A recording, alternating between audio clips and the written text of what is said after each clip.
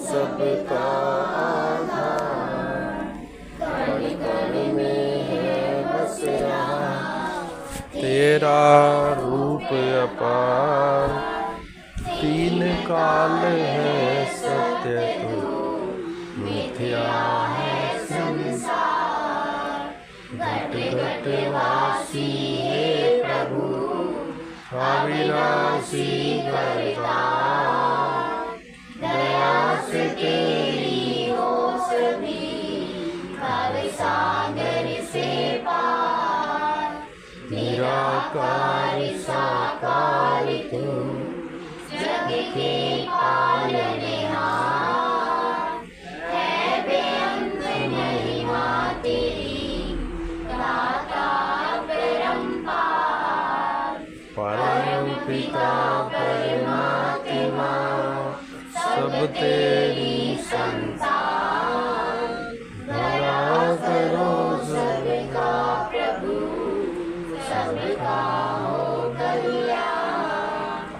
दया करो सबका प्रभु सबका हो कल्याण। श्री संपूर्ण अवतार वाणिज्यिक तू ही निरंकार, कानून का फल हो के सुते अखा मिट्टी है इंसान। जाके अपना कम मुका ले इस लई आए विच जहान। एह वेला फिर अपना आना तू पछताएगा। इस दुनिया दे अंदर बंदे 4 दिना दा तू मेहमान। मानुष जन्म अमोलक पाया इसका मिलना नहीं आके भूल गया है तू भगवान। अपने आप तू नवाफिक सतगुरु कोड़ो कर पहचान। जल्ला तेरा मालिक केड़ा जिसदे ने हथपिंड प्राण। अगे जाके मुँह की दसे ऐना ते तू सोच विचार। कहे अवतार है तेरे हथ बिच बाजी अपनी जीत या हार। लिख तू ही निरंकार कानून गाफल होके सुते अखा मिट्टी है इंसान। जाके अपना कम मुकाले जिसलिए आए भी जान। परम सत्कार योग प्यारी सत्संग जी, प्यार से कहना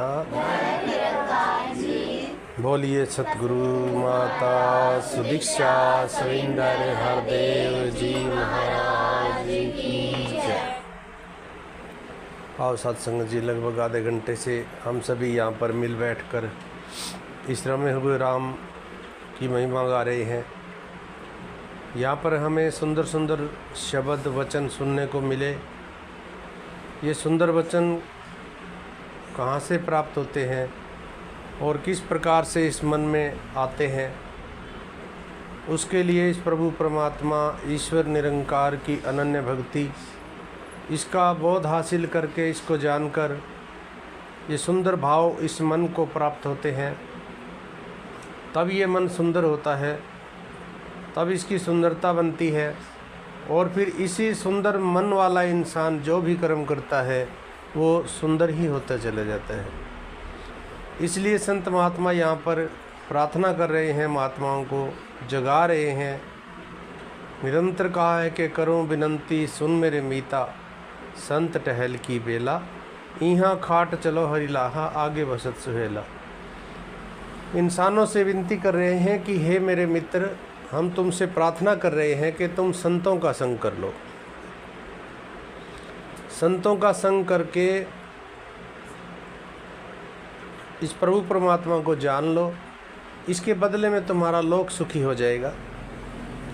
करूं विनंती सुन मेरे मीता, संत टहल की बेला, यहाँ खाट चलो हरिलाहा आगे बसत सुहेला। कहते हैं कि यहाँ पर इस रमे हुए राम को जान लो, यहाँ पर अपनी आत्मा को निज घर की पहचान करा लो। इसके बदले में तुम्हारा लोक सुखी हो जाएगा और आगे बसे सुहेला।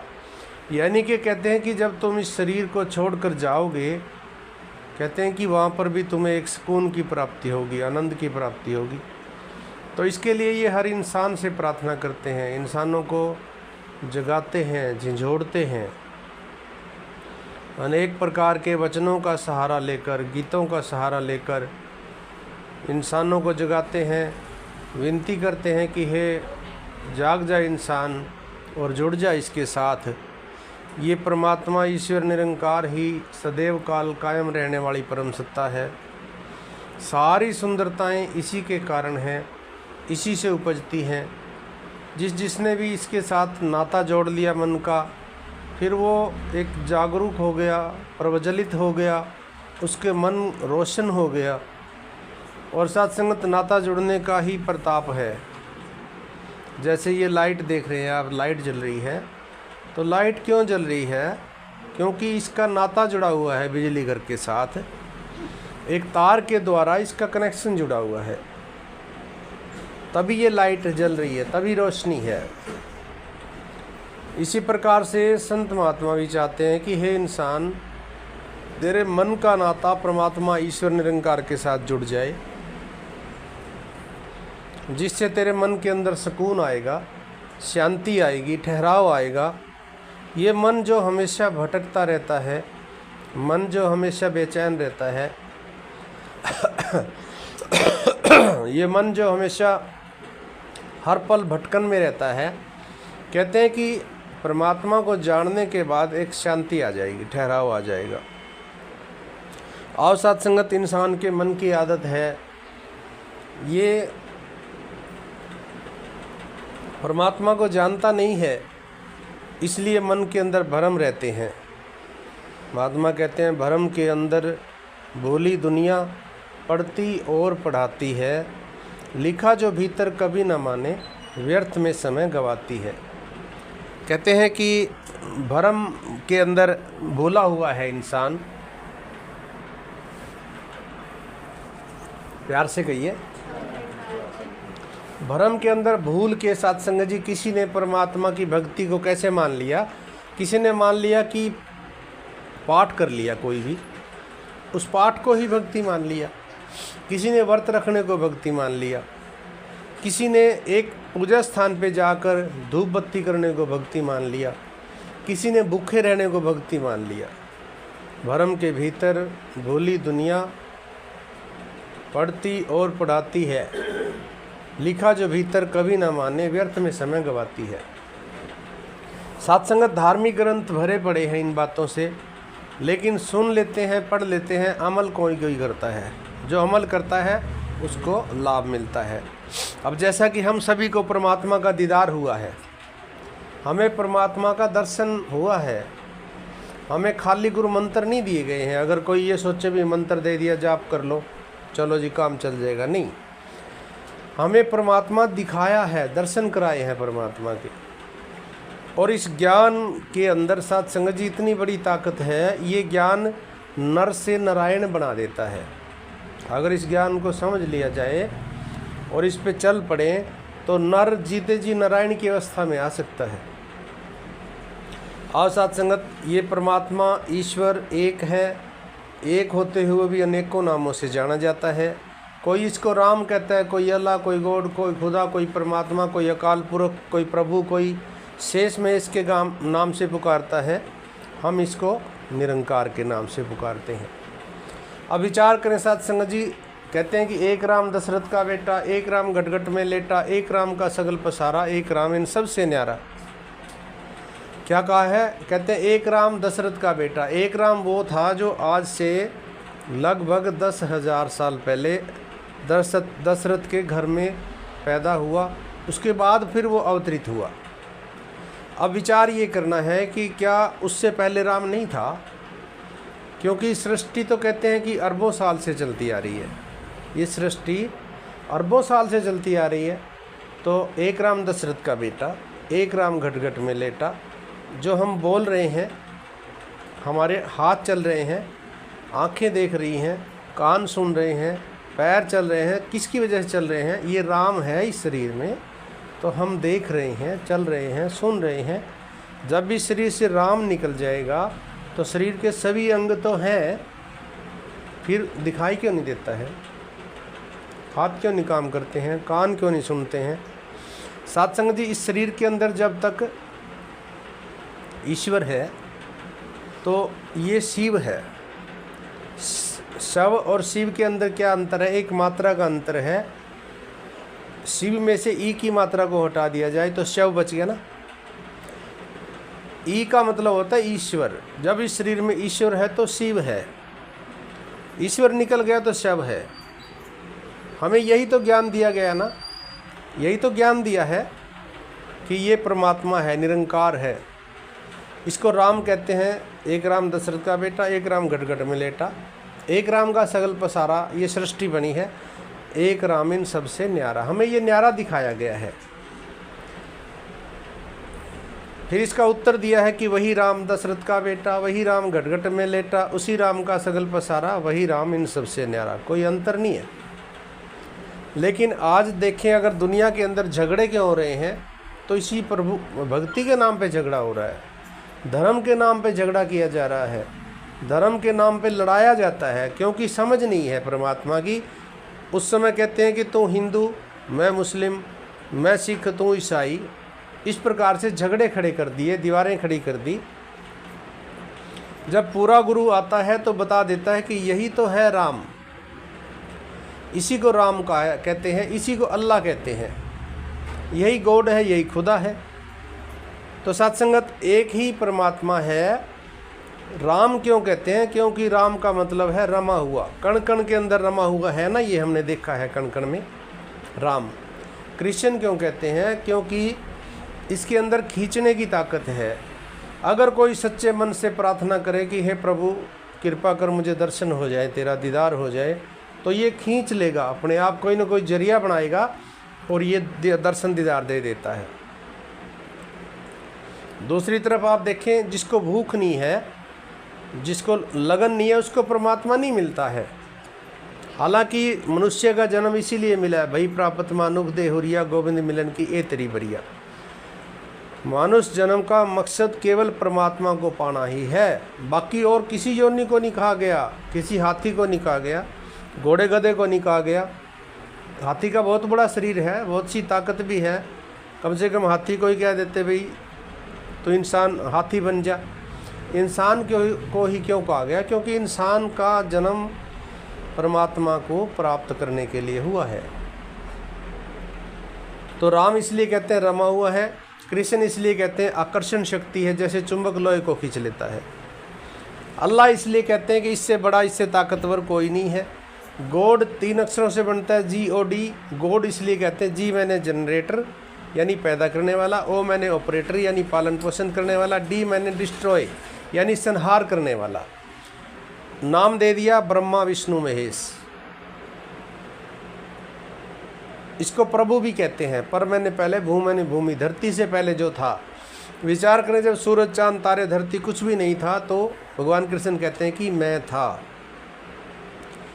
हटा दीजिए एक बार, 9 के 9 द्वार हटा देते हैं, सूरज चांद तारे नहीं है मान लीजिए, धरती अग्नि पानी भी नहीं है, वायु जिस आकाश भी नहीं है, तो बाकी क्या बचेगा? जब मैं बिल्कुल काला स्या, कुछ नज़र नहीं आएगा। नज़र क्यों आ रहा है? सूरज से रोशनी आती है, चांद भी सूरज से ही कहते हैं रोशनी लेता है। जब चांद भी हटा दिया, सूरज भी हटा दिया, सब कुछ हटा दिया तो अंधेरा, गुप्त अंधेरा, हाथ को हाथ नज़र नहीं आएगा। जिसने भी इस स्थिति में देखा, इसको तो क्या कहा? शेषनाग। शेष कहते हैं जो बाकी बच जाए। हमने सब कुछ हटा दिया तो शेष क्या है? ये। और जो काला काला नजर आया, शेष नाग नाम दे दिया गया इसको। आओ साथ संगत, हमें निरंकार परमात्मा ने, सतगुरु ने इन भ्रमों से निकाला है। हम भ्रमों के अंदर थे, आज ये दिन है, ये वार है, आज ये है, आज वो है, और उस भ्रम के कारण साथ संगत जी हमें वो दुख भी होते थे। आज मंगलवार है, ये नहीं करना है, ये करना है, शुक्रवार है, ये नहीं करना है, ये करना है, यानी दुखी होते थे। हम नहीं करते थे तो डर लगता था, हमें पता नहीं था भक्ति करने का। सतगुरु ने हमें बता दिया कि देखो ये है परमात्मा, ईश्वर, निरंकार, इसका कोई भी नाम नहीं है। हम इसको निरंकार क्यों पुकारते हैं? निरंकार का अर्थ है, निरंकार पंजाबी में कहते हैं, संस्कृत में इसको निराकार कह दिया गया, और अगर हम हिंदी में कहेंगे तो आकार रहित, यानी कि जिसका कोई आकार नहीं है, तो इसका कोई नाम नहीं है। वैसे अगर हम देखें तो राम रमा हुआ, निरंकार भाई आकार रहित है, कोई नाम नहीं है इसका, क्योंकि ये सबका पिता है। और पिता का नाम बच्चे कैसे रख देंगे। हाँ, वैसे देखा जाए तो वेदों के अंदर आया है कि शेष नाग हर रोज एक नया नाम उच्चारण कर देते हैं। अब अरबों साल से सृष्टि चलती आ रही है, तो देखो नाम बहुत है, हम तो 200-400 नाम जानते होंगे, लेकिन बात नाम की नहीं है, बात जानने की है, नामी की है। हमें ज्ञान दिया गया है परमात्मा का, ईश्वर का, निरंकार का, और साथ में हमें अपना खुद का ज्ञान भी दिया गया है। पहले पर्ण के अंदर हमें क्या बताया, तन मन धन ईश्वर निरंकार का है, इसको निरंकार का समझना है, इसका अभिमान नहीं करना। अगर इसकी गहराई में जाएं, वैसे देखें तो ये बात तो हम पहले भी कह रहे थे ना, हम हर रोज़ आरती पढ़ते थे, सुनते थे, हम कहते थे ना, तन मन धन सब तेरा, तेरा तुझको सौंपत क्या लागे है मेरा। रोज़ पढ़ते थे ना, हम रोज़ कहते थे ना, लेकिन क्या सौंप दिया था हमने? नहीं सौंपा था ना। कह रहे थे जोर जोर से, रुके मार मार के, लेकिन सौंपा नहीं था। पहले प्रण का भाव क्या है, तन मन धन ईश्वर का है, यानी कि तन मन धन मेरा नहीं है। इसकी और गहराई में जाएंगे तो तन मन धन मैं नहीं हूँ, और गहराई में जाएंगे तो सवाल आएगा फिर, मैं जब तन नहीं हूँ, मन नहीं हूँ, धन नहीं हूँ, तो मैं हूँ क्या? यहाँ पे सवाल आया मैं हूँ क्या, तो संसारिक भाषा में बात करें तो कहते हैं आत्मा। आत्मा ये परमात्मा, मैं आत्मा, यानी आत्मा और परमात्मा अलग है, अलग है ना। लेकिन ज्ञान की दृष्टि से देखें तो आत्मा परमात्मा अलग नहीं है, एक है। एक कब है, जब हम इसको मान जाएंगे। नहीं मानते तो अलग है, क्योंकि अलग इसको कोई कर ही नहीं सकता। भगवान कृष्ण ने जब ज्ञान दिया अर्जुन को, गीता के अंदर आपने देखा 18 के 18 अध्याय में भगवान कृष्ण ने कहा कि नैनन छिदंती शस्त्राणी, कि शस्त्र इसको काट नहीं सकता।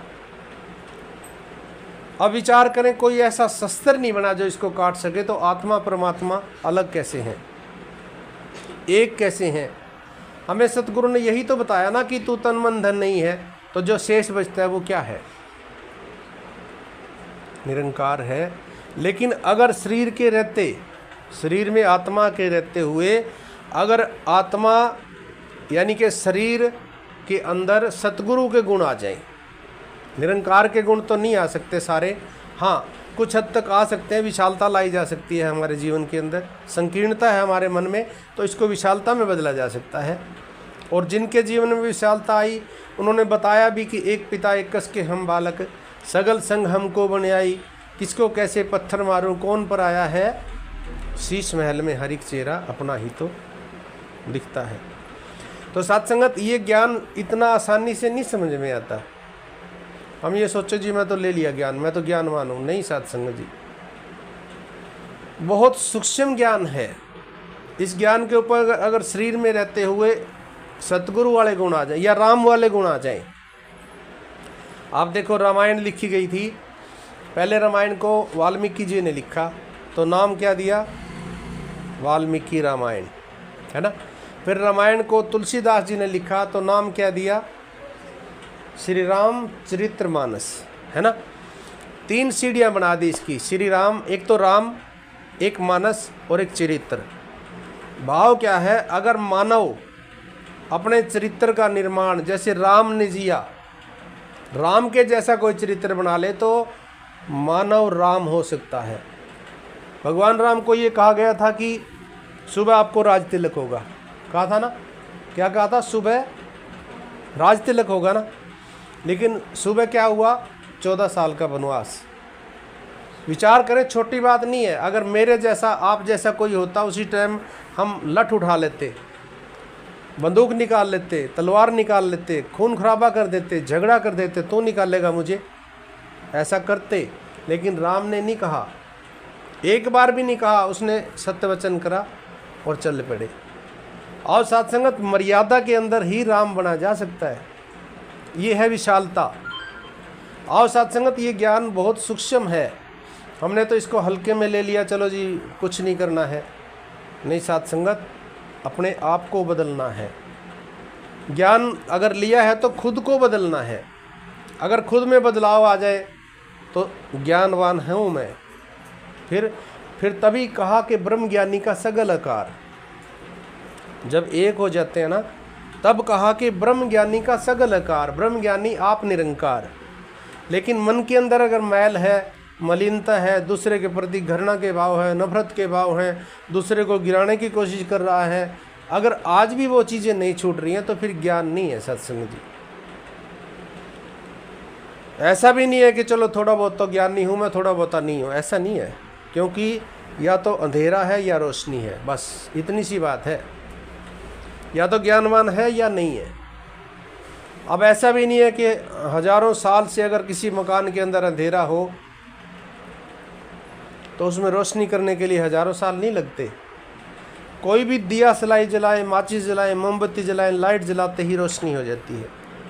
यहाँ पे भी हमें ज्ञान के अंदर क्या बताया है, तू ही निरंकार।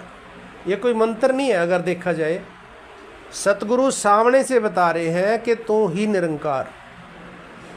लेकिन मैं नहीं मान रहा हूँ। जिस दिन मान जाऊंगा, बदलूंगा अपने आप को, तो फिर तू ही निरंकार है। लेकिन इंसान अपने आप को नहीं बदलना चाहता।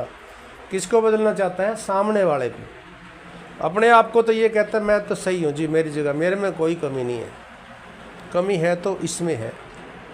और सत्संगत इसीलिए कहा कि खुदा वो हरगिज खुदा नहीं जो इधर तो है और उधर नहीं। अब यहाँ नमस्कार की गई है, अगर शरीर को नमस्कार की गई है तो कुछ नहीं पाया है। अगर रोशनी को नमस्कार है, अगर परमात्मा को, निरंकार को नमस्कार है तो सब कुछ है। सत्संगत ज्ञान से पहले हम लाइट जलाते ही हाथ जोड़ते थे ना, जब शाम को लाइट जलाते थे तो बल्लभ को नमस्कार नहीं है। नमस्कार किसको है? रोशनी को। यहाँ भी चरणों में धन्यंकार करते वक्त हम हिचकते हैं, धन्यंकार नहीं करते हम, क्योंकि हमें समझ नहीं है। और सत्संगत बहुत सूक्ष्म ज्ञान है। तो यहाँ पे महात्मा कहते हैं कानून गाफिल होके सुता अखा मिची है इंसान, जाग के अपना कर्म कमा ले जिसलिए आया बीच जहान जी।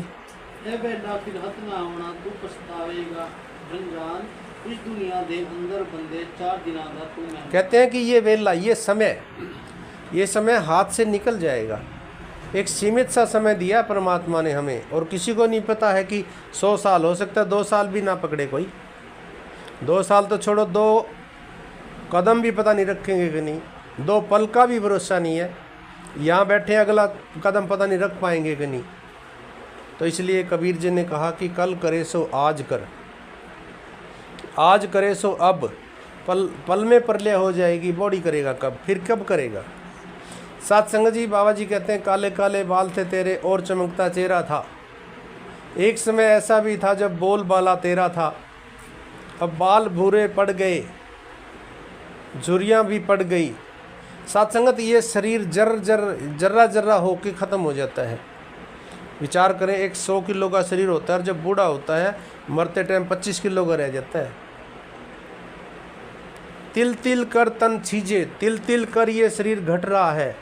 जैसे जैसे उम्र बढ़ती है, हम तो जन्मदिन मनाते हैं, मैं 60 का हो गया, मैं 61 का हो गया। नहीं सत्संगत, घट गई उम्र। सही मायने में देखें तो अगर मान लो 100 साल की उम्र मिली थी, 60 बीत गए तो क्या बचा? 40 बचे ना। एक उदाहरण है ये। तो शरीर घट रहा है, इसलिए कबीर जी को कहना पड़ा कि कल करे सो आज कर, आज करे सो अब। पल में प्रलय हो जाएगी, बोहड़ करेगा कब। तो यहाँ पर यही कहते हैं जी, मानुष जन्म अमोलक पाया, इसका मिलना नहीं आसान, मात गर्भ क्यों बाहर आके भूल गया तुम। कहते हैं कि मानुष जन्म दुर्लभ है, कोतना बारंबार, जो फल पाके भोई गिरे बोहड़ न लागे डार। कई बार इंसान ये सोचता है कि चलो मैं अच्छे कर्म करता हूँ, मैं कुछ खाता नहीं, मैं पीता नहीं, मैं कोई उल्टे काम नहीं करता, मैं गलत नहीं करता, मुझे फिर मनुष्य जन्म मिल जाएगा। लेकिन महात्मा कहते हैं कि ये 84 काटने के बाद मनुष्य जन्म मिला है। कई जन्म भय कीट पतंगा, कहते हैं कि कई जन्मों तक तो कीड़े मकोड़े बना। कई जन्म गज मीन कुरंगा, गज कहते हैं हाथी को, मीन मछली को। कई जन्म पंछी सर्प होयो, पशु पक्षी बना, सांप बना। कई जन्म हैबर वृक्ष जो है पेड़ पौधे बना। जितनी भी योनियां हैं ये लाख 84 लाख नहीं है। हम गिनती करते हैं कि 84 लाख या 83 लाख 99,000, ऐसा कुछ नहीं है। शहंशाह जी ने स्पष्ट लिखा है अवतार वाणी के शब्द नंबर 260 या 62 के आसपास है।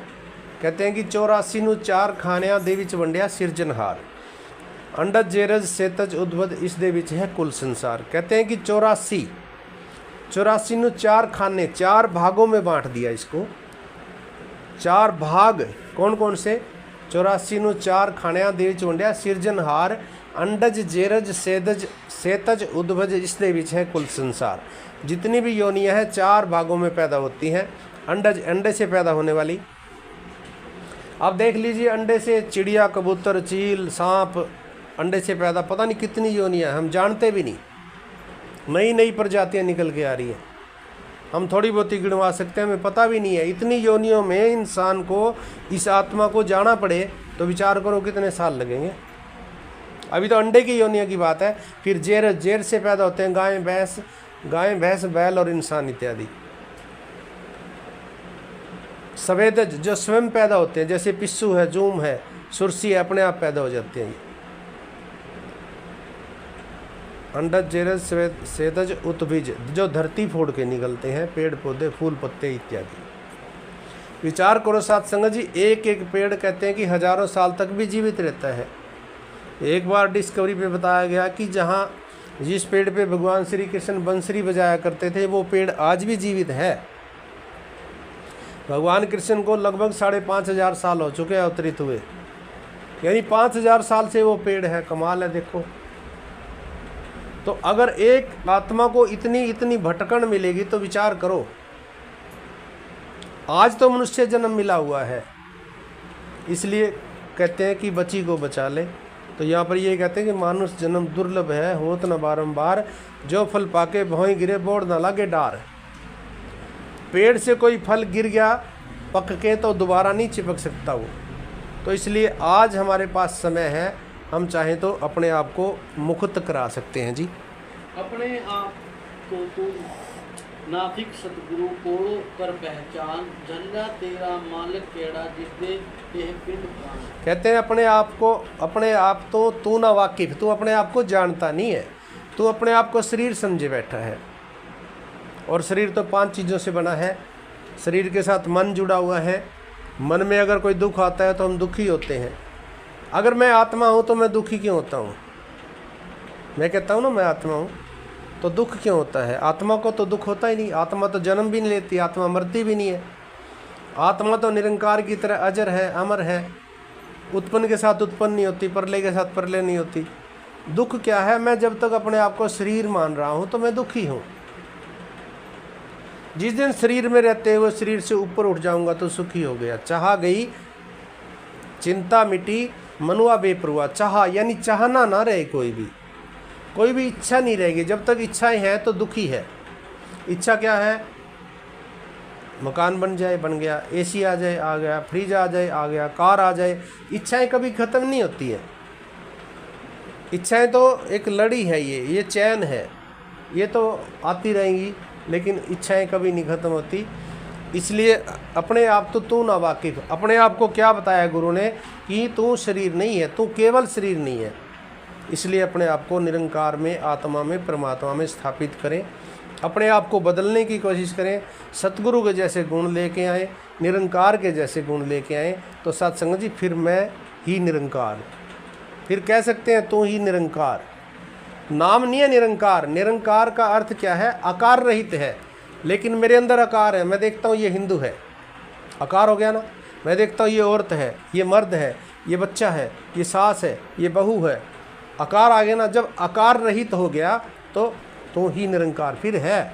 फिर तुझ में राम, मुझ में राम, सब में राम समाया, कहा ना। और साथ संगत बहुत सूक्ष्म ज्ञान है जी। अगे जाके मुँह की दसे ऐना ते तू सोच विचार, कहे उतारे तेरे हथ विच बाजी अपनी जीत यार। कहते हैं कि आगे जाके क्या मुंह दिखाएगा। अगर कोई इंसान दुकानदार के पास नौकरी करता हो